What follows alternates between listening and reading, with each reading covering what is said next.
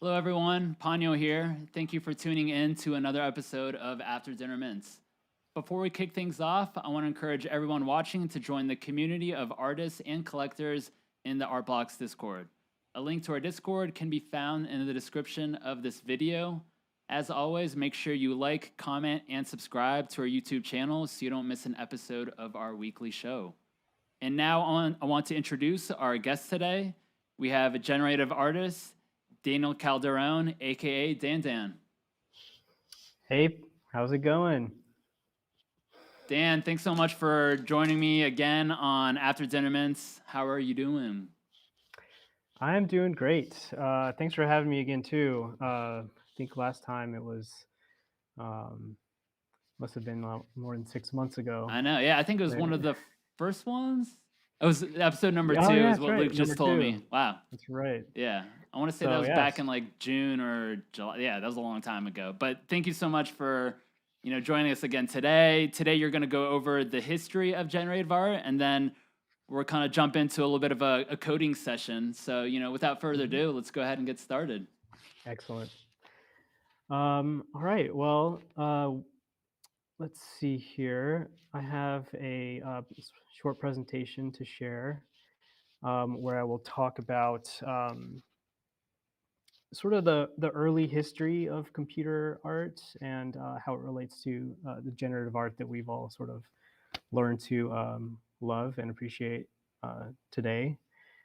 And so I want to start off with just saying that most of the information I'm going to present here comes from a paper called Visual Intelligence, written by Frank Dietrich in 1986. But it still holds true. It's still very relevant today. So it was published in the journal Leonardo, which is a very well-known computer journal at MIT. So I'm just going to jump right in here. So first moment sort of with computer arts is 1965. We have the first exhibition ever of artwork created by computers. And this is in New York City, Howard Weiss Gallery. And it was an exhibition not put on by artists, but rather by scientists. And that's sort of a theme that is reoccurring here when you compare generative art history with just traditional arts. So these are mostly just scientists that are computer science engineers that have access to these computers and these facilities, and are able to sort of explore the visual output of code-based processes before most artists were able to do it. And so here in this picture, we're seeing an exhibition, that very first exhibition, and you see the works here by um, Michael Knoll and Bella Jules. And here's a couple of different shots. You can see some of these works are very much like the kind of stuff that we're seeing, today in generative art, and it's a really lovely thing to kind of see that resemblance. Um, so, likewise, uh, in uh, in Germany, there was also another exhibition, 1965 as well, and that was with George Nice and Frieder Naki. Unfortunately, there's not a lot of photographs of that exhibition, so we just have to kind of go by the written documentation of it. Was it well Um, received at all? Do you know? Like, what was the vibe from people attending? yeah, the critique I think was rather harsh. Yeah, I can Most people imagine. were, yeah, they were either frightened by the prospect of a computer being able to create art, or they were just very doubtful that a computer could ever achieve what a human is capable to achieve, Mhm. especially in terms of like sensitivity to subject matter or to relationship between human and life. So a lot of the critique was not very good, and people were doubtful. But what's important is that those those artists persevered and they continued exploring, regardless of what others thought. Definitely. So in this picture here, we have Bell Labs in New Jersey, and this is pretty much the one of the earliest hotbeds for the development of computer graphics. Many scientists studied there. There's a high concentration of PhDs, basically exploring visual arts with computers. Um, and some of the notable people were Lillian Schwartz, Manfred Schroeder, Ken Knowlton, Aline Harmon, and Frank Sinden. And these are some of the artists that some of them are still alive today and still producing work. And likewise, in Germany, it was a similar place, and this was the Technical University in Stuttgart in Germany. And this is where Frieder Naki studied, and um, the director of this place was Max Bensi, who was a philosopher. And that philosopher is the guy that coined the terms artificial arts and generative aesthetics. So this is once again like in the 1960s. But not long after, there was an exhibition in London, and this exhibition was titled Cybernetic Serendipity. And here on the right-hand side, you can see Heise Reichart, who is the curator for the exhibition. And this exhibition basically represents some of the best overviews of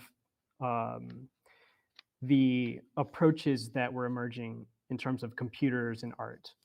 So it's sort of like all of the, not all of, but many of the artists and scientists that were exploring these concepts were sort of brought into this exhibition and put on display publicly, questioning the relationships between art and computers and the viewer and the artists. So this exhibition was pretty well documented, and here is the exhibition catalog, which is still available today as a reproduction. You can buy it in its full entirety and read Oh, it. that's cool. Yeah, it's a great book to have in your collection. But what's really important about this exhibition is it attracted more artists to the field. Same year, this is 1968. Same year, we have this exhibition here in Brooklyn, New York, called Some More Beginnings. Here in the background, you can see Kenneth Knowlton's Reclining Nude, and which we'll look at later, which is also a very well-known early graphic work of art. And then here, just 2 years later, 1970, we have another exhibition in the Jewish Museum in New York City called, this exhibition was called Software. You can see here this sort of gantry and this machine that you can, I'm not too familiar with the work, but I can imagine this thing's going back and forth and picking up blocks and just doing stuff that wouldn't feel too out of place today. They were just very early. Okay, so looking here at some of the artists that were involved early on. This is Charles Ksuri, and he's an American artist from Ohio State, where he teaches. And this work of art here is called Sine Wave Man.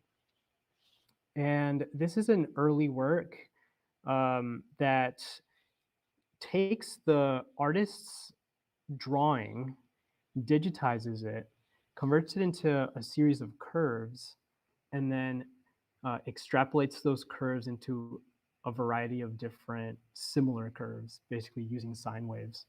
And so this is a notable work of art because it won a competition, and Charles Ksuri, I say Ksuri, I don't know if that's the correct pronunciation, but I'm going with it. This artist was he was really interested in the computer's ability to allow the artist to be a powerful creator.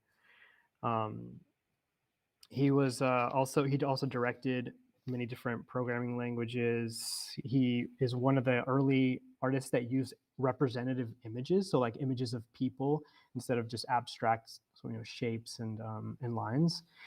And that was pretty rare, and it still is somewhat rare today when in terms of generative art. Here's another one of his examples. And so he created this Wow. algorithm that takes one face and then another face, and then uh, sort of morphs them together in this abstract way. And here in the middle, you can kind of see that things just get very kind of scribbled or lost. I would love to see the code on something like that to just see how, something like back then kind of stacks up to some code today. That's Hmm. some projects that we're seeing on our blocks. I think it would be really cool to see. But yeah, that's such a beautiful piece right there. Absolutely. Here's a really nice quote that I have for him. It says, "I can use a well-known physical law as a point of departure, and then quite arbitrarily, I can change the numerical values, which essentially changes the reality. I can have light travel 5 times faster than the speed of light, and in a sense, put myself in a position of creating my own personal science fiction." Just kind of shows that he's thinking not just of code, but he's thinking that he can create things that don't ascribe to the laws of physics, Hmm. and I think that's a really interesting point. Yeah. This artist is really interesting here, Robert Mallory. So he is actually a sculptor who began using computers very early on to create works of art. And here in this case, he used an algorithm that created a shape and then sliced that shape into various sections, and then he would take the output of the machine and use it to construct the objects. So here we're seeing a relationship between the physical and the digital. And he sort of saw creative coding and just computer-based art as an accelerator for high speed visual thinking. And I have this really great quote by him. He referred to the computer as a tool for enhancing the on-the-spot creative power and productivity of the artist by accelerating and telescoping the creative process, and by making available to its user a multitude of design options that otherwise might not occur to him and her. So they're seeing these algorithms as like expanding their abilities, Hmm. and that's something that just hadn't been done before. Yeah, they had this vision also that just light years from anyone else at that time. Absolutely. Um, Here's a couple of his plotted works, which are sort of like concentric um, shapes, just executed really beautifully. Plotters were the thing back then. That was one of their major output devices. They also had CRT displays, and eventually, some people would actually just take photographs of the displays, and that would be their output. But for the most part, plotters dominated. And how big Um, do you think these plotters were, in relation to how they are today? They seem pretty compact today. Yeah, there were some that were, they look like maybe they're the size of a small table. Hmm. Um, some of the plotters we're seeing today have basically an X and a Y axis that actually travels across the page, whereas the plotters from the past were more like a desktop printer, where the Hmm. paper would move on one axis and the pen would move on the other. And so they were able to create works that were not just larger than your typical desktop plotter, but also longer. And so a lot of the works kind of lived on these longer sheets. So here is Vera Molnar. She is probably one of the most famous generative artists, because she was a very early explorer of this skill. And not only that, but she co-founded GRAV, which GARV, which is the um, Groupe de Recherche des Arts Visuelles, which is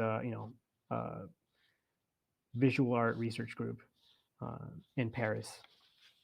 And she took the lead from Victor Vasarely, who was a very famous painter at the time. He painted basically highly mathematical, op art, optical illusion art type of works, and he had these ideas that were like, hey, let's figure out a way to take a painting and turn it into numbers so that somebody halfway across the world can take those numbers and turn it back into a painting. So it's sort of like, he had the ideas of algorithms, but without the skills or the techniques or the tools to actually execute those ideas. But Vera Molnar was a friend of his, and they sort of exchanged ideas, and she co-founded this research group with a few other artists. She was interested in creating combinations of forms that have never been seen. So this is a really famous work here with the squares inside the squares inside the squares. And one of the ways that she worked was she would use the computer before actually making the physical work. So she would use the computer to iterate over designs and possibilities to settle into a very particular aesthetic or a very particular look that she was satisfied with, and then she would use that to produce the physical work, which is a really interesting concept today, because we're sort of working opposite. We're sketching on paper and then going into the computer and then turning it into a digital work. If you replace the word random with intuition, there you have it. With intuition, suddenly you say, now what if I used a curve instead of a straight line? And what sort of curve? And then you try it. That's intuition. Randomness does the same thing. Mm-hmm. So these Great artists quote. she was exploring randomness along with most of the others, but randomness became sort of like this topic to think about and explore both philosophically and visually. Here's one example of how she sort of starts with this rectilinear set of squares, which even prior to this may have all been perfectly concentric, but then she adds curves, and then she adds more curves, and then she adds some more randomness, and she has a whole set of whole paper dedicated to explaining how how much is too far, and at some point it becomes unvisually pleasing, non-visually pleasing, and so it's about using iteration, using randomness, and using the computer to help find that sort of that zone where things are visually pleasing. So here is one of the physical works that she produced from an edition, a digital edition similar to this. And these are both printed, right? Those aren't, this one's definitely not pen plotter, I would think. Oh, definitely not. Yeah, No, this okay. is actually paint on canvas. Got it. Where some of these other ones are pen plots, but the reason that these are pen plots is because back then they may not have necessarily had the monitor to see the results, and so in order to see the results of their code, they had to pen plot it. Got it. Yeah, they had to wait for the pen plot to complete and be like, oh, okay, well maybe I can add some more randomness or change these lines. And I'm sure it took a while also. I'm sure, today's Oh, yeah. pen plotter is a lot quicker, whereas, I don't know, was it like hours or days even? There's, I think most of them could be done within minutes, but there are some accounts that I've read that people say, it could take hours. Artists like Verostko, he would let his run for days. Oh, wow. So yeah, so it's very much a spectrum of time. This artist here, Hiroshi Kawano, he is a very early computer artist, if not one of the earliest Japanese.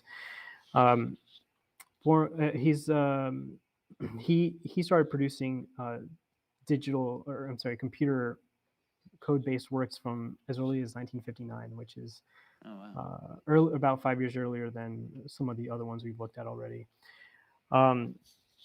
So he sort of stated that human standards of aesthetics, they're not necessarily applicable to art, computer art. It's a different kind of thing here that we're dealing with, and what we understand to be beauty in traditional paintings does not necessarily apply to like the computer arts. And so he sort of explained it as that the artist's role when dealing with computer arts is to teach the computer how to make the art using algorithms. But then at that point, the computer is the artist. And so it sort of, shifts the artistic role from the artist to the computer. Hmm. And so artists, while we're programming, we're sort of these meta artists. We sort of live in between these both worlds of, um, producer and also, you know, viewer. Got it. No, that So makes sense. yeah, and so here's a couple of those longer printouts here, which I think are just beautiful. Yeah. This vertical format. Um, And here's another one of his works, kind of close up. And some of these artists did play with color, and usually color would be a product of um, plotting out something on paper and then coming in by hand and filling it in with color. Okay. You do just like paint it by hand with Hmm. like a pen, I Exactly. guess, Yeah, or paint.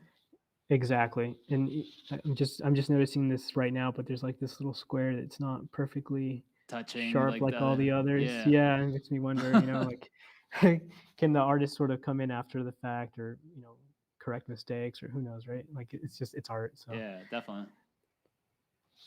and then Harold Cohen, he's another well-known artist, and this artist is interesting because he um, he wanted more than anything to just automate the process of drawing, and he wanted to do it in his own personal style. So, like, you can kind of see that this image here, it's got like a loose gestural stroke that it almost looks like it was sketched on paper with a big marker, but really it was sketched by this robot that's in the middle of the page. Mm. He called it a turtle, and he would control this robot, from by a computer. And so the interesting thing here is that these strokes, they're not very I mean, they are geometric in some extent, but they're loose and they're sketchy. And that's something that he spent years working on. He worked with Stanford University's intelligence lab, to create these sorts of algorithms, and he would like basically combine some of his hand drawn sketches with some of digitize them and put them into this bank of information that this robot could pull from to create these other similar works in his style. And Here's another example of this is more like a table sized plot. I'm sorry, just a normal size print. But you can kind of see that that similar style is happening here, and he would come in afterwards and color them with watercolors. Oh So it's yeah. again that relationship between the human and the machine. And this artist, Harold Cohen, is an example of a very harmonic relationship between man and machine. Do you think that was Um, more like? Do you think that was well received then, more than just like compute like art that was created generated by like a computer? When you're saying they came in and they colored it by hand, do you mhm. think that was well received, like better received, I guess, from the public?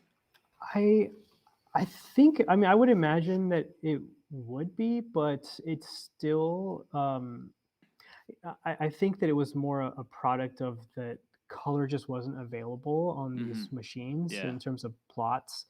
And artists have, they're coming from a background that's just rich in color. I'm talking about cubism and impressionism and things like that. And so there's a probably a, a feeling in these artists. I'm just speculating here, but there's a feeling Hmm. in these artists that are, they're thinking, well, like, how can I bring color into this, Yeah. at Yeah. every step of Absolutely. the way. And so this, this is a common way to do it. The plot lays down lines, and then the artist comes in and does his traditional role and brings the color in. Yeah. I think that's great. Um, Manfred Moore is another artist. He was self-taught in computer science, and he was more interested in filling the void between the lack of some of the elements that computers would produce. So, for example, just like we were talking about with Harold Cohen and coloring in, because there was no color, right? Well, Manfred Moore, instead of using color to fill that void of the things that were missing, he used the concept, so conceptualism. So he sort of says that crude computer graphics, they needed to be offset by something like a strong concept. And so what he did is he began thinking about geometry and lines and shapes, um, and the cube. Hmm. So one of his sort of recognizable images is a combination of lines that can be combined. That can be combined in different ways to produce cubes, and basically presented a few elements that could be explored extensively, right? So in this case, he's using just very simple short line segments, and he's looking at all the different ways that these things can be combined using a very simple set of rules Hmm. into more complete, more complex shapes, which that shape is eventually the cube. Um, but that was sort of his, his area of interest. Um, Here's another example. So here you have what looks like a deconstructed cube. So like looking at his other work, you probably can imagine this is some sort of cube element, but deconstructed in some interesting way. Um, and here's a nice quote from him. The paradox of my generative work is that form-wise, it is minimalist, and content-wise, it was maximalist. So he's sort of relying on content as being the thing that carries all the weight here. Got it. Yeah. Great. Um, Here's one of my favorite works by him. This is basically um, he basically worked in subclusters. So he would combine a whole bunch of these different generative uh, variations of this cube into this very large Wow. grid. And I don't know, hopefully you guys can see, but these are actually little tiny cubes in the middle. And Yeah. So so each one is a little bit different than the one next to it, and there's probably hundreds exactly. on there. Yeah, hundreds.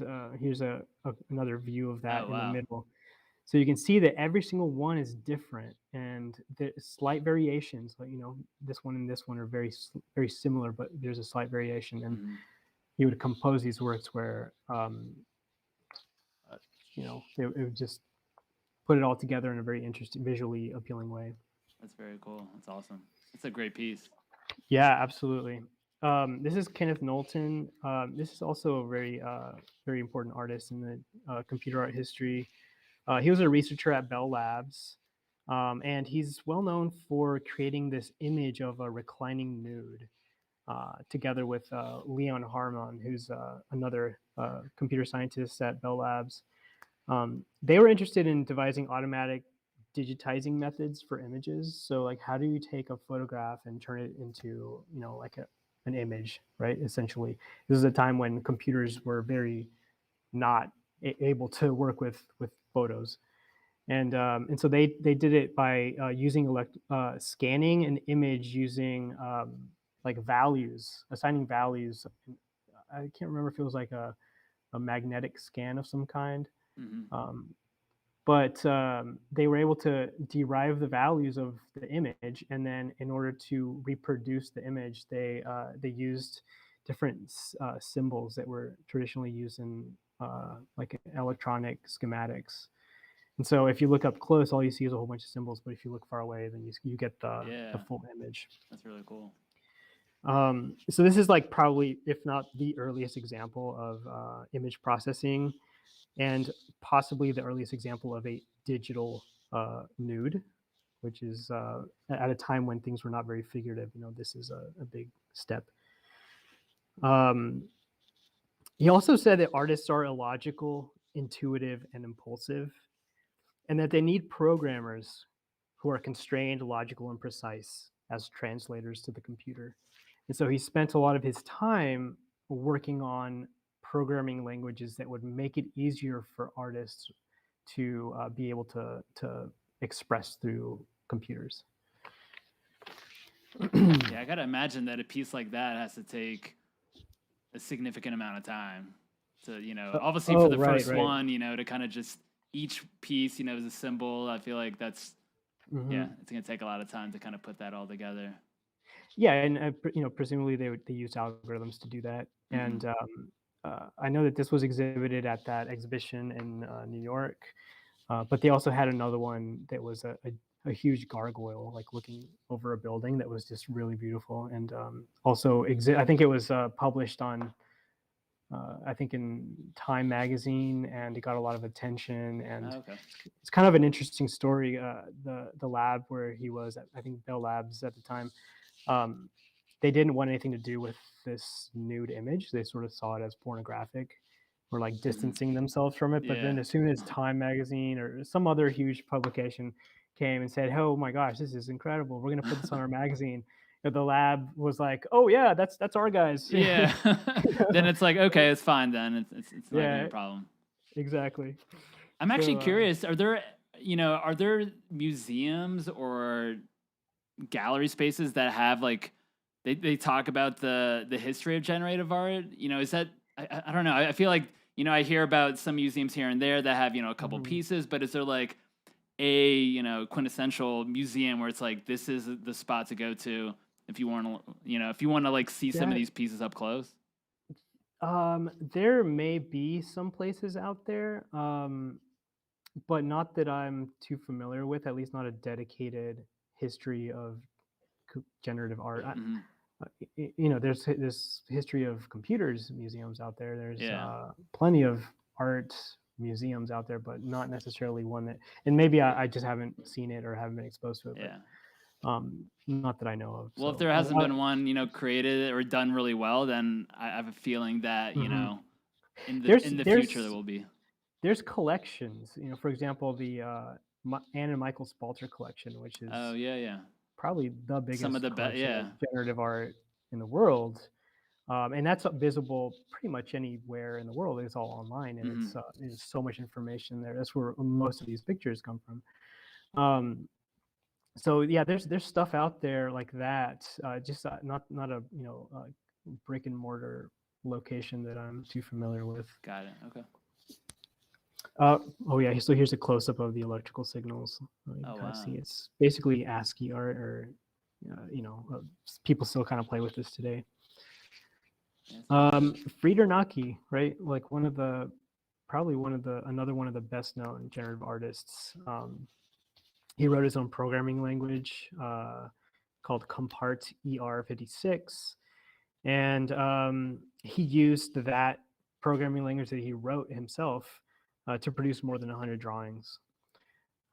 He sort of Mhm. thought of a computer as a universal picture generator, so a device that just produces pictures infinitely. And he was well aware that a computer was capable of creating every possible picture, in the universe, if you think about it like that, right? Like just using pixels and color, and technically that makes sense, right? Like my monitor could essentially display any single image in the world, but it's just a matter of getting the right combination of pixels in the right positions on the screen.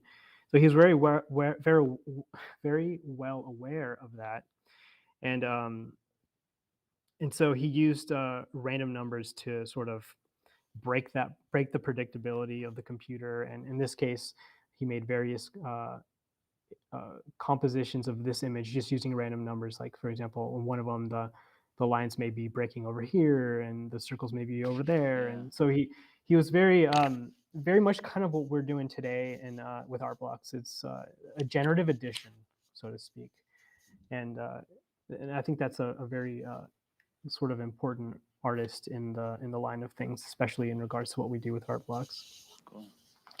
Um, Here's another one of his works. You can see he's using color, but this Yeah. is the plotter pen. Now has different color tips on it. And then here is, and we're almost done, by the way. So just a couple more. This is George. I say George Nice, but maybe it's Georg Nice. Yeah. He was interested in visual complexity in connection with the chance determination reaction. So basically, he's interested in chance. And he programmed a computer to generate random numbers. At the time, that was not something that was just available out of the box. So he had to write his own algorithms to do that.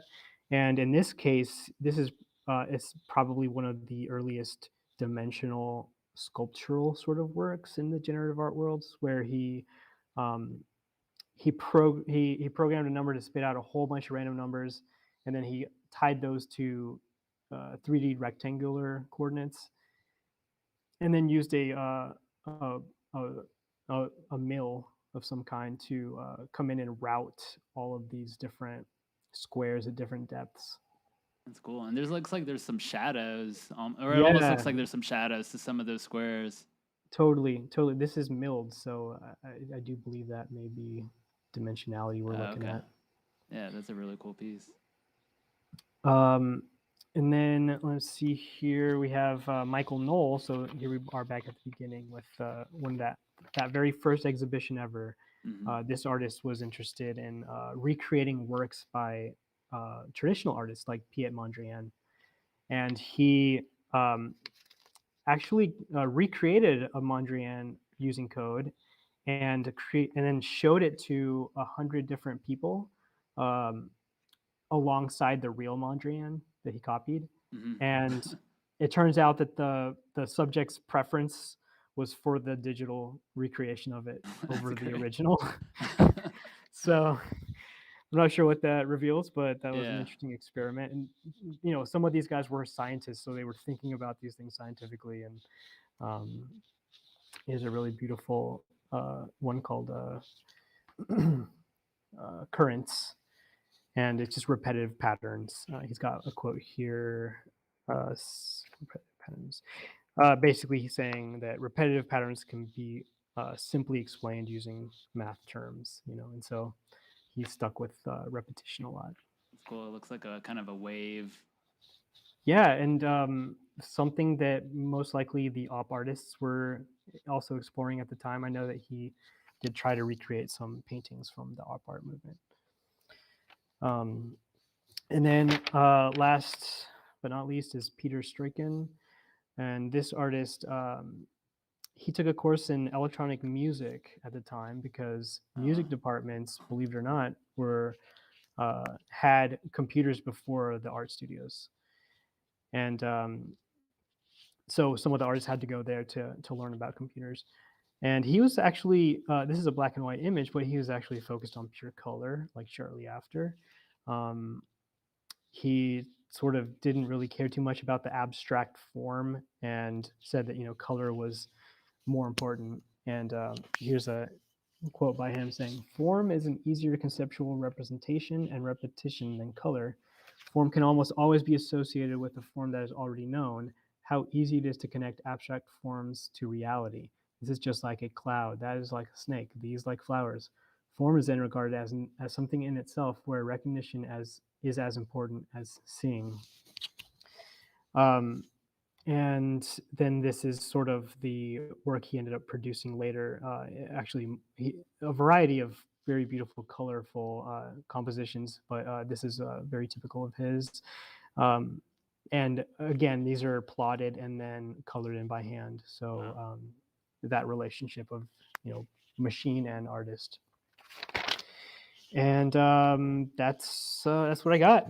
That's great. And do you find that, you still see artists today you're talking about like pen plotting where, artists go in afterwards and, kind of paint or color in Mhm. afterwards? Is that something that's still Absolutely. I'm pretty sure Tyler Hobbs has explored Yeah. that, and if not, continues to. Um, it's it's a way to overcome, the lack of color in Mhm. plots and things like that. So, of course, nowadays we have like full color printers that can print. Yeah. They can even print like neon colors and whites and things like that, not just RGBs and CMYK. But so every color of the spectrum is pretty much possible. But it's just there's something about the putting the pen to the paper with the plotter that is just hard to replicate, and it's so Definitely. And yeah, yeah. I think it's also just great to see, artists painting on top of it, because they're all going to be unique. They're not all going to look the same, because Hmm. getting that exactness is not going to be as easy as a computer kind of doing that for you. Exactly. So there's that uniqueness that's always going to be present. Definitely. So totally. That's great. Well, thank you so much, Dan, for talking to us a little bit about, the history of generative art. I think it's super important for everyone, as we're in this space in art blocks. A lot of us, I've just learned about art blocks since January. I still have a lot to learn. I think it's just so great for all of us to kind of enrich ourselves with, the history and how things have evolved over time. I think that's just super important. So thank you for doing Hmm. that. Well, yeah. Totally. So the next portion of the after dinner mints, I know you want to talk a little bit about, or we're going to go through a little bit of a coding session, which I'm really looking forward to. But I also wanted to talk about, can you talk to us about this generative art workshop that was held in East Palo Alto? You did this with, Jake, or Purple Hat, as a lot of people know him, back Hmm. in October. Can you talk to us a little bit about this project? Definitely. So that was just an incredible project, a vision by from James Higa, who runs a philanthropic venture fund, and he sort of helped bring this all together. And it was a really awesome experience for me as an artist, but also as an educator. Um, just being able to provide resources or just lessons and inspiration to children who, and not just children, there's also adults in the class, but to students um, who wouldn't have this opportunity otherwise. Hmm. Like the East Palo Alto, they're right next to Silicon Valley, and to think that um, their their Silicon Valley's huge success is just right next door, and they don't always get the opportunity to be involved with that. So, what is sort of going through my mind is that communities like East Palo Alto, they're the last ones to ever you know get access to this stuff, and so how can I bring what I can deliver straight to them, and I think that's very much the sort of thought behind this with James Higa and Art Blocks and Save Art Space. They were also involved, and so the workshop was just incredibly fulfilling in that regard. It was great working with these students. They were energetic. They sort of get it. They're quick to learn. I've taught some older college students before, and I can say that so some of these kids are much faster learners. Um, they are creative. They were able to put together these images and these compositions real quickly and easily using these tools, and it was just a wonderful opportunity. Jake was there, and if Jake was sort of like my right hand man, he went around and made sure that every student was kind of up to speed, and just was absolutely essential to have him there and helping with that. And it was just a wonderful experience, just overall. I mean, I'm excited to see the billboards. The billboards will be released in, I think, January. And Yeah, January 3rd. Yeah, mhm, so for people that don't know, uh, the students that took this art workshop held by Dan and helped with Jake, they created some outputs, and they're going to be on billboards side by side with an actual piece from an Art Blocks artist. So those will go up. There are going to be 20 of them. They're going to be hitting the San Francisco area, so not just in San Francisco, but like East Palo Alto, mhm. that entire like corridor, just outside of San Francisco. But yeah, starting January 3rd, there will be 20 pieces, 20 billboards out there, and we're gonna have a professional photographer going out there taking photos of each billboard. And yeah, really looking forward to sharing them with the community, and to see all the hard work that you know Dan, Jake, James, aka Karate Kid on Discord, and Save Art Space. Yeah, it's just been a very like really cool collaborative project, and just to see these kids, that are underserved. They don't have these opportunities. For you guys to go out there and to put this together, I think is just fantastic, and hopefully it's something that I think we can do in other cities around the states or even abroad. I think this could be easily done all over the world, and to showcase just this art that these kids have helped put together. And I think it would be really, really cool one day to have these kids check out their art or check out the outputs on the billboard, and then dream big one day and be like, what, one day I'm gonna release a project on Art Blocks. I think that would be the biggest like end goal of this entire project, and I think it will happen. I think some of these kids will be really interested, and I think it's just great for y'all to get out there. So thank you so much for doing that, and yeah, it's really appreciative to the community. Thank you. Yeah, it was a wonderful opportunity, and I look forward to more opportunities like that. Excellent. So yeah. Well, yeah, I think we'll be hopefully doing some more of these in 2022, and yeah, we'll look forward to it. But yeah, I think having these billboards up in the top of the year, I think will be a great way to kick off the new year. So looking forward to that. It's great. Well, I know we have this little bit of this coding session. Do you want to talk this a little bit about what we're going to be doing? Sure. I have my I have my website if you want to talk a little bit about the online editor and everything. Great. So so what we're gonna do here, this is basically a short little coding lesson geared for never ever coders. So this is for somebody who's never coded before, is looking to get involved but doesn't know how, doesn't know where to start, and it sort of is just meant to sort of get things going. And what we're using is what's called the P5 editor. It's this page here, and this is an online tool. It's completely free. We're using JavaScript, which is the language of the web, basically what Art Blocks projects use as well. And the library we're using is called p5.js, and it's a library that was developed sort of as a web version of the famous processing library that was designed by Ben Fry and Casey Reyes. And this web editor is completely free. You can make an account or you can not make an account. It's up to you. But it has this window on the left-hand side, which is where the code gets written, and then a play button up here to see the results, and the results will be shown here on the right-hand side. So for example, if I were to just press play right now, you can see that I am presented with my canvas. This is my canvas. This is where the artwork gets created.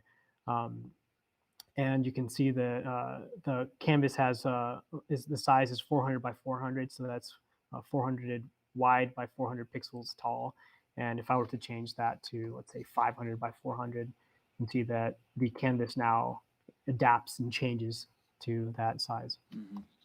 So I think what we should do here is maybe you can sort of follow along, and I'll sort of tell you what we're going to write and what it's going to do. And I can see your screen, you can see my screen, and if you're following along, then you can sort of see what the process of making a creative algorithmic artwork looks like.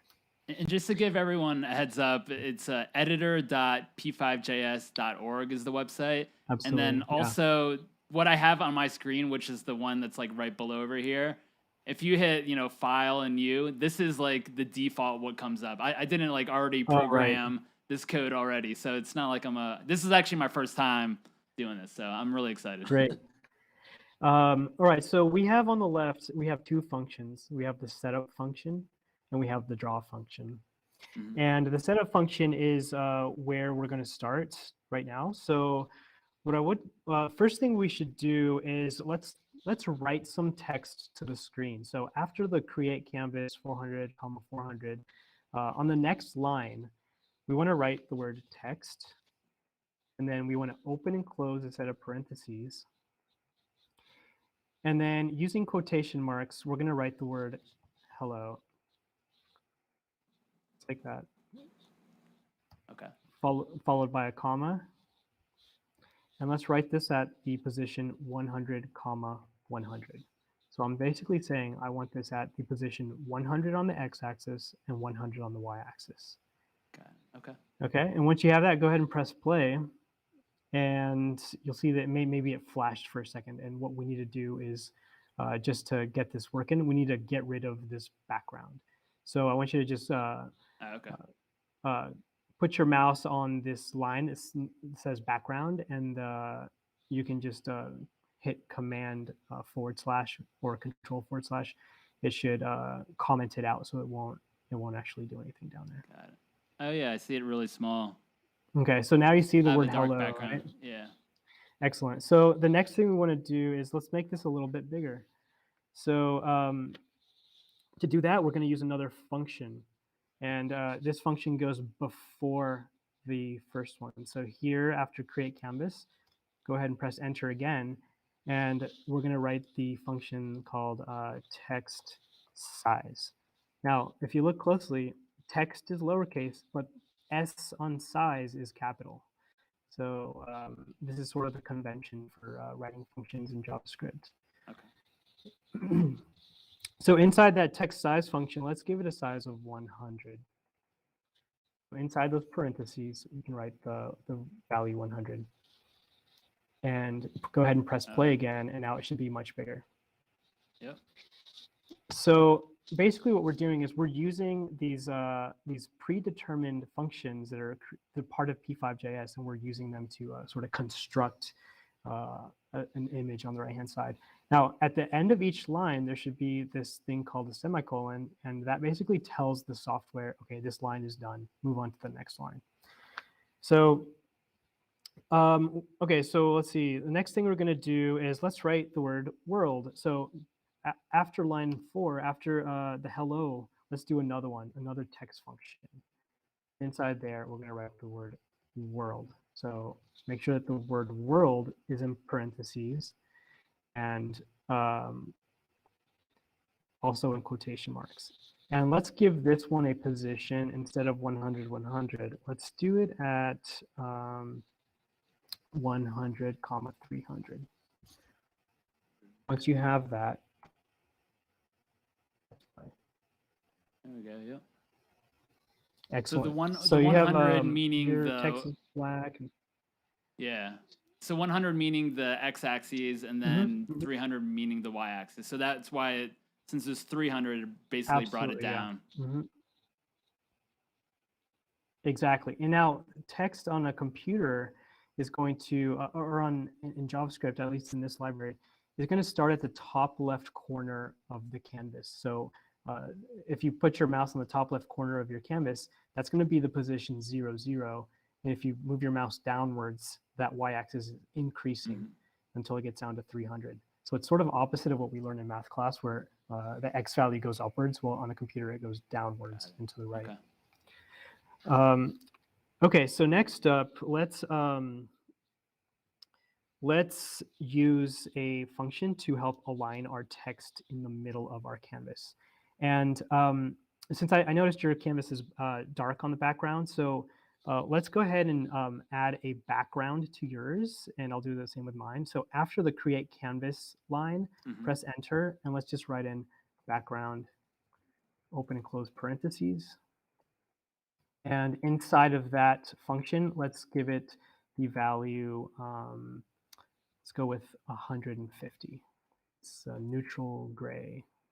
And then should I add a semicolon at the end of it? Absolutely, yeah. Okay. Go ahead and do that after every single one of these lines that we write. So that's how we terminate the line. So now you'll see that you have a colored background, and you can see the text a little bit clearer, but look how the text is not centered, right? So let's center that. So after the text size function, press enter, and let's write text align. Now remember, capital A on the align, but everything else is in lowercase. And then inside of this text align function, inside the parentheses, we're going to write in all caps the word center.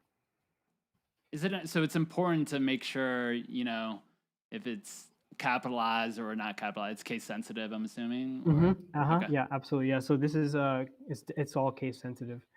Uh, so go ahead and press play, and you're going to see that now things sort of moved over to the left Yeah. and they're out of the picture.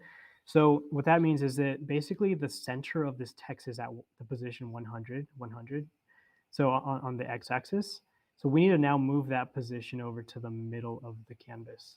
So what we can Got it. do is we can calculate like half of 400. If this is 200. 400 pixels, we could set it to 200, just like this. So go ahead on hello, write the value 200 for the x-axis. Okay.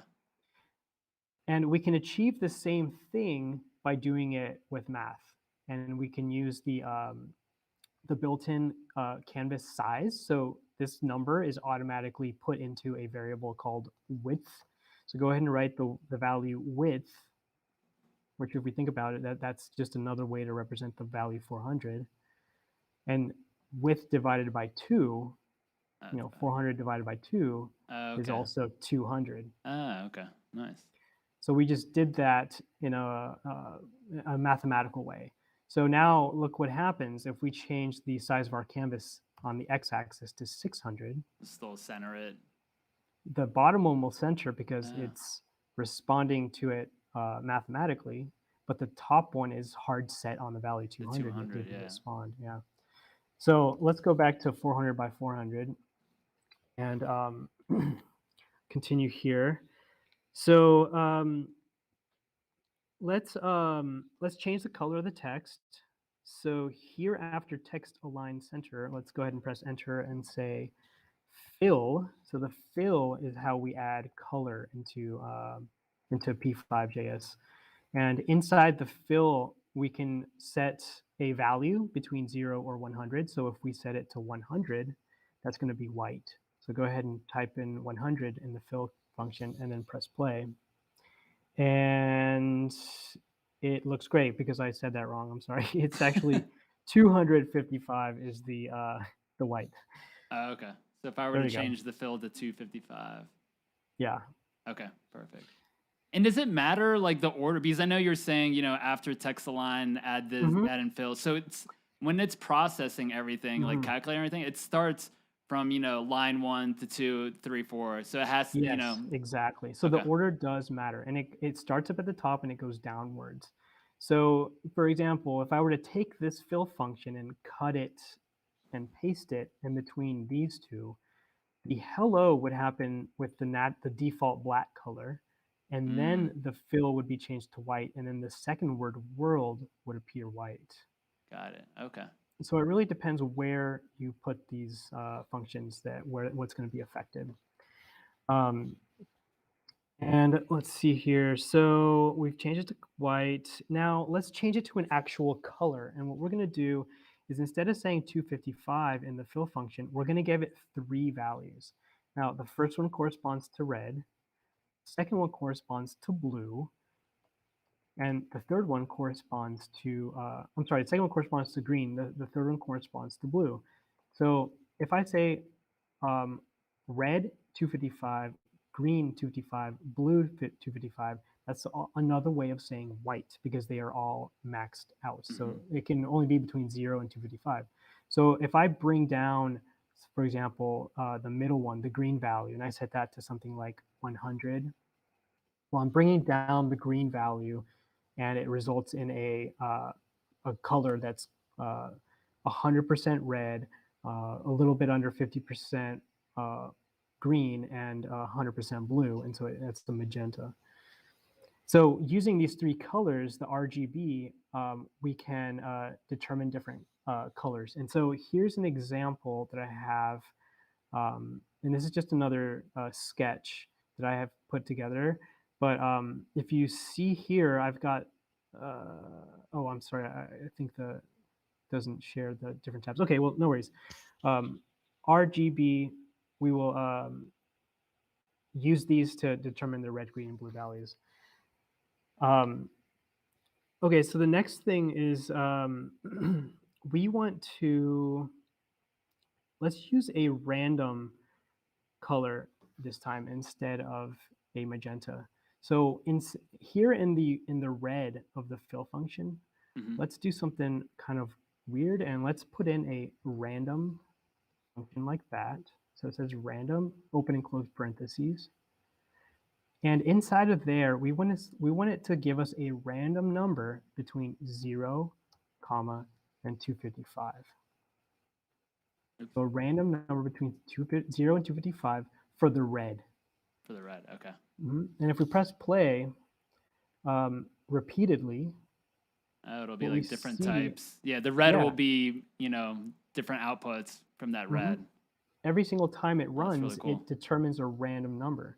So what I like to do is highlight all of that random 0, comma 255, and then copy and paste it into all three of those color values. And so now every time we press play, It'll be something totally a different. totally different color, right? And this is the general idea behind iterating in a generative artwork. Is every time you press play, every time the script runs, it creates a new random output. Oh, that's really cool. So is that similar to how, it takes when we're using art blocks, the technology, it takes, the hash. Is that similar where it takes? Absolutely, yeah. So the hash is determining, instead of using a random function, the hash is determining this value. And so it becomes sort of like a constant value that will always produce the same result. Let's highlight all of this stuff here, except for the create canvas function. So just all of this stuff down here, and cut it and paste it. You can replace the background that we commented out. Cut it and paste it into the draw function. Oh, wow. And yeah, so if you press play, you're going to get. I'll have mine on auto refresh. That's why it's going crazy. So I'll turn. Cool. Okay. So now it's every time it runs, and if it's too flashy, you can stop it. But every single time it runs, it's going to spit out a different color. And then we can control the frame rate here in the setup function. We can write in frame rate, so capital R on the frame rate. We can slow it down. Let's set it to something like 5. Frame rate is 5. This just means 5 frames per second, and now you can see it much slower cycling through. And I'm going to explain here in a second why this why it's actually animating as opposed to why isn't it just standing still. And here's a really clear way to explain it. By the way, this will be the end of this portion, and then we're going to move into the second portion in a moment. Okay. Let me just share this with you here. So here's another sketch showing what exactly is happening when we press play. So here you see this yellow line that's moving downwards. And what happens when we press play is, first, the sketch starts in the setup function, and that runs once. And then it reads the next line, the next line, the next line. And when it enters the draw function, it sort of goes into a loop. Look how it, when it gets to the bottom of the sketch, instead of starting at the top, it just starts at the beginning of the draw loop. Okay. And so what happens when we're pressing play on these P5 sketches is the script reads everything from the top down, and then it sort of cycles forever inside of this draw loop. It gets stuck in there, right? Yeah. And that's and we use that as a way to create animation.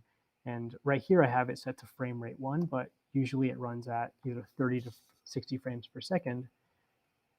You can kind of see there. I'm going to press play a few times so you can kind of see it. It starts up here, but then it goes into this draw loop continuously and it gets forever. stuck inside that little area. Yeah. Under the function draw. Okay. And this is the general idea with these, most of these sketches, that these creative code algorithms, is the animation happens in these draw loops. So what you're seeing in your sketch when you press play is that the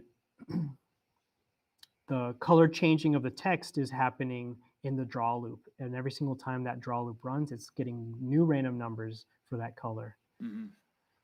So Um, as far as the frame rate, like the numbers and the numerical value in between the parentheses there, is that like mhm. milliseconds or what is that? It's frames per second. Oh, okay. Well, yeah, Mhm. that makes So sense, I I think guess. the maximum is that this can do is 60. So you can see it goes way faster there. Got it. Okay. But it's basically controllable. It's kind of like a film, you know, you can set the frame rate. That's very cool. Um, yeah, so let's do something a little bit more exciting Okay. now. So go ahead and go to File, New, and you don't I need to mean, worry shouldn't I about save this saving. though? This is like a piece of You work that I have should. you if you have an account, you can Yeah, save it. I have one saved, so maybe I'll. Oh, perfect. So yeah, go ahead and save that. And Uh, um, if well, you don't have an account with the P5 editor, then it won't let you save. So you know got it. that's what the account lets you do. Cool. All right, so this one's going to be a little bit more visually interesting than just Hello World. So let's go ahead and start with a square. So here in the draw function, after the background function, press enter and say square, just like that. And the square function uses three parameters. So parameters are the inputs that we're putting in these functions. So we're going to say 0, comma 0, comma 100. So the x position, the y position of the square, and the size of the square. If you press play, well, my square is in the top left corner, Hmm. and where we place our square depends on that top left corner of the square itself. So now after the square function, go ahead and add a new function called rotate. And inside of this rotate function, we're going to write in frame count. So this is a special built-in value. It's a variable that's constantly changing every frame that runs. Now, if you press play, um, you won't see much happen because we haven't done anything else here yet. So let's let me see here. What am I doing wrong? I'm forgetting something. Hey, give me one No second. Let's problem. No, try I like something. this is important because everyone's gonna make an error here and there, and I think it's important for us to kind of we'll kind of like figure it out together. Totally. So this is a very common thing. You Yeah. you have something that's not functioning correctly, and you have to figure out what the heck is causing it. Oh, duh. Okay, so I made a mistake. Rotate needs to happen before the square gets drawn. Okay. So let's cut the rotate function and paste it before the square. Okay, there we go. So now the square is Oh wow. rotating wildly fast around that corner, right? So what we can do is we can multiply this variable, which this is an increasing number that's increasing very fast. So we need to multiply this by something very small, like 0.01. So you can just say times 0.01. Okay. And now you press play, and then you'll see it's going to rotate around that Oh corner. wow.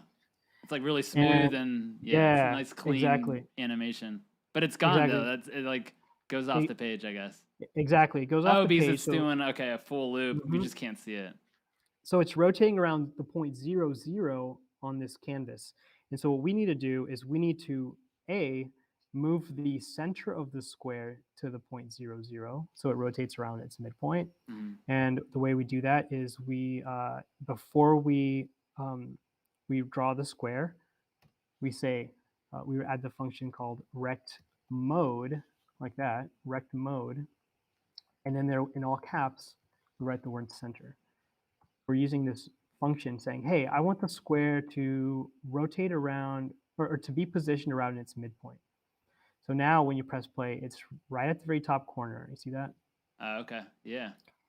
And the next thing we want to do before we actually draw the square is we want to translate that 0, 0 position to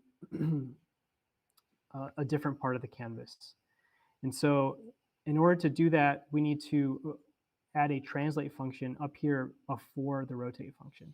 So it Okay. looks like this, translate, and let's say 100, comma 100. And then what does the 100 100 mean? In case. So we're basically going to put the new origin of this sketch, which used to be 0, 0 up here. We're going to place it at the wow. position 100, 100. So basically, we're now determining where the 0, 0 of the canvas is. We're going to move that around. And just as an example, if instead of 100, comma 100, let's type in mouse X and mouse Y. So what this does is it takes the position of your mouse as the location where we will be translating the square. Oh, So go cool. ahead. Now it's a capital X and a capital Y. Yeah, now So wherever my mouse goes on top of the canvas, it's following. That'll be wherever my mouse is, that'll be the center, essentially, right? Absolutely. It'll Yeah, just follow. totally. Totally. So now, I mean, in a sense, this is now interactive. Mm-hmm. So we are giving it input. Now let's take this background function here and let's remove it because I want you to cut it out with the Command X or Control X key, and then I want you to paste it after the create canvas. So up here, we're going to move the background. Remember, this just runs once at the top inside the setup function, and we took it away out of the draw function so it doesn't replenish every time. So now go ahead and press play. That's Yeah, super so trippy. exactly. So we have a thing that's almost acting like a drawing tool, right? Now let's do something a little bit more interesting here. Let's fill the cube with a different color. So down here where it says square, just before we draw the square, we can say fill. And let's give it 255, comma, Oh, I'm sorry, I can't. 0, comma 0. So we're saying 100% red, 0% blue, green, and 0% blue. And press play. And okay, so now our square's red. Oh, nice. And one more thing we want to do is we want to change the color mode to the HSV cycle. So here in the background, in the setup function, after the background function, we want to add a color mode function like that. Color mode. And inside of this one, we're going to write HSB. And so what this is doing is it's basically changing the color style. Instead of it referring to red, green, and blue, it's going to refer to the color wheel, the saturation of the color, and the brightness of the color. So if you press play, now we have a black square. And the reason is because the brightness of the color is 0. So let's move that up to 100. So the third value in the fill function is now 100. And now it's white because our saturation value is 0. So that means saturation is how much color do you want this to have. We're saying 0, so we want to have 0 color. Well, let's change that to full color, so 100. All right, so now it's blue. Now here's where the cool part happens. If we add in a variable to this one here, let's use the frame count variable like this. Frame count. Now this is a number that's increasing very, very fast. And so I'm going to use this little cheat in here that's it's called the modulo operator. So it's a percentage sign. So frame count percentage sign 360. Now this is something that's a little bit more advanced in terms of understanding. So for now, just trust me that what this is going to do is it's going to create almost like a revolving value that goes between 0 and 360, then repeats at 0 and then goes back to 360. Got it. So now if you press play, you're going to see that the colors are kind of like animating a little bit. Exactly. So they're traveling through that color wheel. Wow. And then one more thing I want to add in here, just to make it a little bit more interactive, is we're going to write what's called a conditional statement. So down here, after the, right after the fill function, but before the square function, right there, we're gonna write if, like that. So if, and then open and close parentheses. So this is what's going to be a conditional statement. It's going to check if mouse is pressed. Now notice how it turns pink. That means you got it right. So mouse, all lowercase, All right. I, lowercase s, capital P, lowercase, the rest of it. So mouse is pressed. And then after that, we're going to open up a bracket. So this bracket is like a squiggly bracket. Got it. Okay. And then anything that happens inside of this bracket and the closing bracket that's going to come next is what's going to execute if the mouse is pressed. So after the square function down here, let's put the closing bracket of that squiggly, the closing squiggly bracket of that conditional if statement. Got it. Okay. So now go ahead and press play, and you're going to see that nothing happens. And why is nothing happening? Well, it's checking to see if the mouse is pressed. Click anything? Yeah. Exactly. So go ahead and click and hold the mouse down, and now you can basically, it becomes a drawing tool. Maybe I didn't do something. Oh, you know what? I got a syntax. Oh, let's see it. If so mouse is pressed. Do I need a colon somewhere? Is that what Oh, that is? I think it's the closing bracket after the square function. So go ahead and add a new line right after the square function and before that other one. So like line 14 at the end of it, put your cursor there and press enter.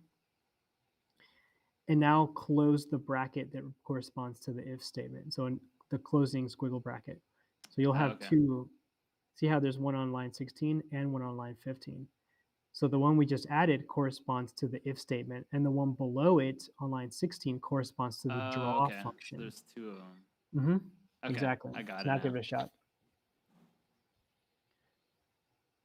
Okay, so when I click it, then it pops up. So I probably just clicked all over the place. Exactly. That's really cool. And maybe one more thing we can do here is we can change the size of the square. So here we have it set to size 100, but we can change it to something like 50. It makes the square a little bit smaller, gives us more room. And then that's pretty much it. So we could refresh. One more thing here, we could refresh the background also using a conditional statement. Let's go ahead and do that, and then we'll call it there. Yeah. So go down maybe just after the closing bracket of your if statement. Okay. So notice how I'm still inside the draw loop function. So okay. So I need space. Like right here, right there, you want to say if. So let's do another conditional statement. If open close bracket. Sometimes I like to draw the brackets before anything, so I know that it's opened and closed, and I'll put in my conditional statement inside there. So if mouse is pressed, we're going to be doing the same check again. So if mouse is pressed, we are going to set the background color. So we're going to type in background, and we'll set it back to the same color we have up here. So background.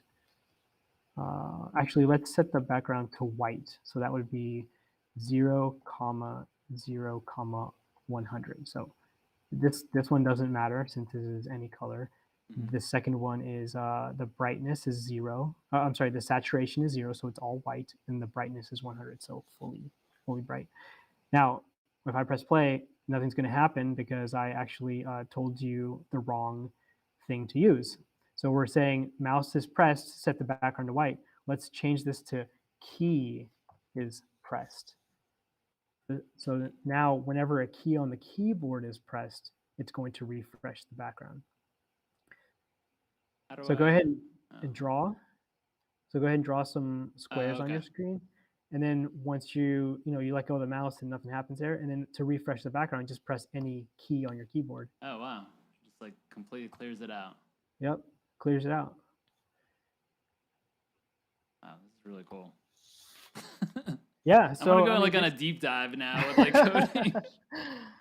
this is the basics of creative code here. So we're using these predetermined functions. So um, real quick, the place that we can find where these functions are defined are written is on the P5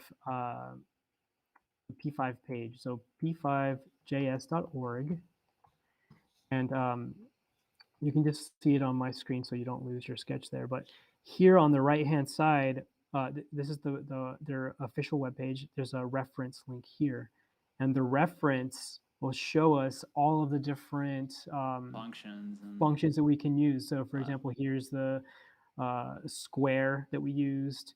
And you'll see how many there are, right? And it's the combination of using these functions with JavaScript and some other basic JavaScript, things that would that takes time to learn. But um, it's the combination of these things that create these generative artworks. And this is what makes P5 and processing such excellent tools for artists to use, because there's an easy learning curve. It's about looking up what to use, what everything does, how to use it, and then plugging it into your code sketch, Wow. right? Okay, That's great. so yeah, so that's how. What do you think? Yeah, I'm super excited. I just feel like I know there's a lot of good tutorial videos out there. I know Coding Train, I think, is a very popular Hmm. one, and yeah, I'm just excited to really kind of just do like a deep dive into coding and just learn from myself. The complexity that goes into creating these projects because I know this isn't something you just kind of like learn overnight. I feel like a little bit of a professional after you kind of Right. like teaching me, but obviously, I think just kind of learning, going like you said, looking at that catalog of functions and learning what they Hmm. do and how they Hmm. operate, and then I mean, there's so many different layers to like the Yeah. ordering of these, the different colors. Hmm. But I think it's really cool that you shared how to like animate something. You have like a static image, how to like kind of like use a function where if you click it, then it erases. I think that's it's really fascinating to know that we have the ability to kind of create these different shapes and Hmm. colors and pieces of art. Creating just using these basic functions. I think it's just really fascinating. So thank you so Cool. much for Cool. giving me just the, or not just me, like everyone in the community, just a little bit of some nuggets of Yeah. information on how to code. I think it's great. Absolutely. So, this is a starting point, right? And that's all it takes, is just knowing where to start. And once you start digging in, and once you start, diving in, things just start to fall into place. And before you know it, you're researching what functions to look for, and you're looking Hmm. at forums for information, and your skills start to grow, and then you can do the things you want to do. And just giving it the time, you're able to produce interesting things. I think that's awesome. That's so cool. Yeah, thank you so much for doing this. Cool. I'm actually curious. For someone that's new to coding, such as myself, what are some of the resources that you recommend to give people who are like really interested in, all right, starting from the very, very beginning? Like, Hmm. where do you Hmm. recommend someone like me start? Um, well, I mean, the coding train is probably the best resource, because there's just so much content on there. There's so many Hmm. videos, and Daniel Schiffman does an excellent job of keeping people entertained Yeah, while they're learning, which is very rare in the world of learning on definitely. videos. So that's a good starting point. I mean, there's books, there's other tutorials out there. Honestly, the best place to look is YouTube. Just Google, first time um, P5JS, and you're gonna get a whole bunch of information out there. So there's plenty of resources to look up. I mean, forums, the P5 uh, website with the reference there. I mean, that's all it really takes. Now we're doing this in the editor, the P5 editor Hmm. online, but there's also ways to do this on your local computer, so it's not connected to the internet, and you can, like do stuff offline. Um, and that's a little bit more advanced, like setting up your own server, and installing your own environment, like setting up your own library in there. those sorts of things are a little bit more advanced, but there's tons of tutorials out there, and that would be the logical next step. But for now, the editor provides everything you need. It's online, it's free. There's tons of tutorials. The information's out there, right? So this is, I think, the place to begin. Definitely. Right here. Cool. Well, thanks for sharing that. And I know obviously there's a wealth of resource with all the different artists, at different levels on the Art Blocks Oh Discord. yeah, that So too. that's Absolutely. definitely maybe not like the beginning stages, because I know like I think a lot of that can be, learned, like you said, through some of these tutorial videos. But when you get into a little bit more of the complexity of coding, I think a lot of the artists that we have on the platform are, be super helpful to kind of reach out to. So Definitely. well, thank you so much, Dan, for providing us some information about how learning how to code. I think that's super important, especially since we're in the generative art space, and this is a lot of people are purchasing art, and I think that's so cool. To kind of touch base a little bit back on the history of generative art, I know there is a channel on the Art Blocks Discord that I think is a great resource, and especially in the pinned messages. Can you talk maybe just briefly on that? And Yeah, sure. So the Gen Art History channel is on Discord is it's just a place where people like to post, including myself.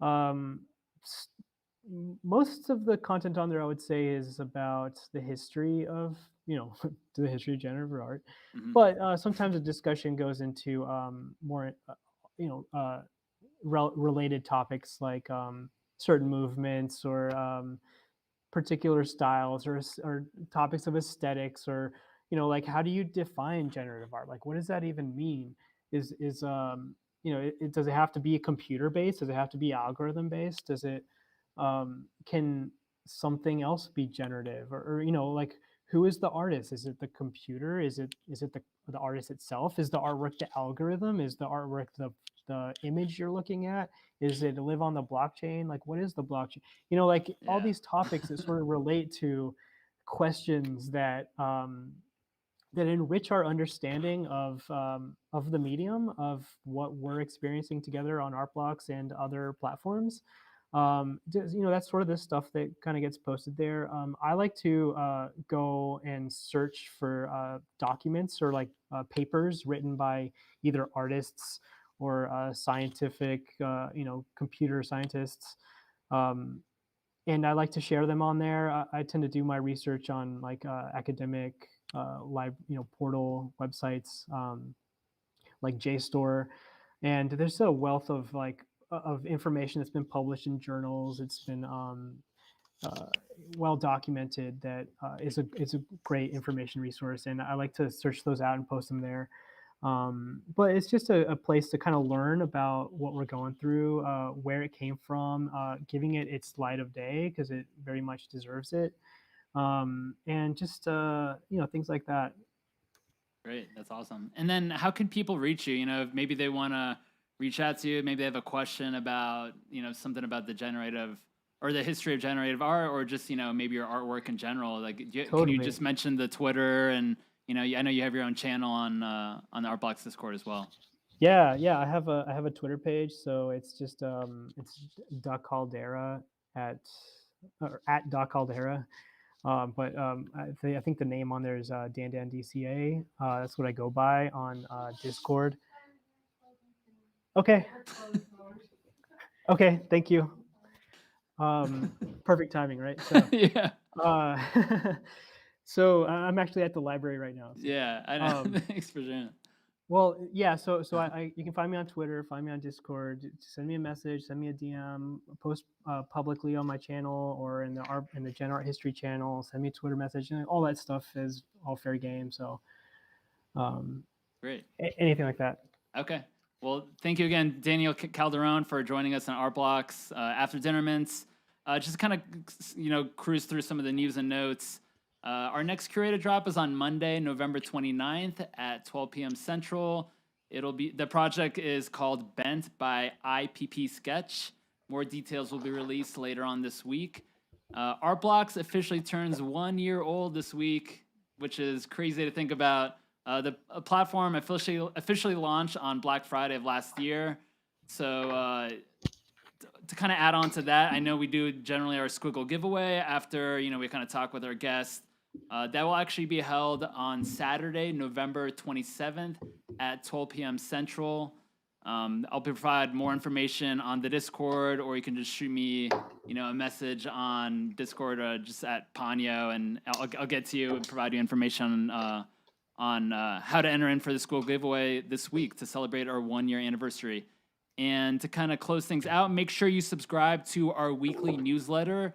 I included a link in the YouTube description of this video. If you haven't already done so, I highly recommend do it immediately, just because we are going to be celebrating our 1-year anniversary. There will be a special edition 1-year Art Blocks anniversary POAP available, which will have a crazy supply. So we're not going to limit to, like first 100 or whatever. There's going to be a ton of these available. It'll be available all weekend long, so on Saturday and Sunday of this week, to everyone in our community. And again, I want to thank Dan Calderon, aka Dan, for joining me on Art Blocks After Dinner Mints. Make sure you comment, like, and subscribe to the Art Blocks YouTube channel. Be kind to each other, buy what you love, set up a hardware wallet if you haven't done so already, and we will see you all next week. Thanks, Dan. Thank you so much. It was awesome. Yeah, really Appreciate it. appreciate you. Have a great night. Cool. You too. Thanks. Thank you. Bye.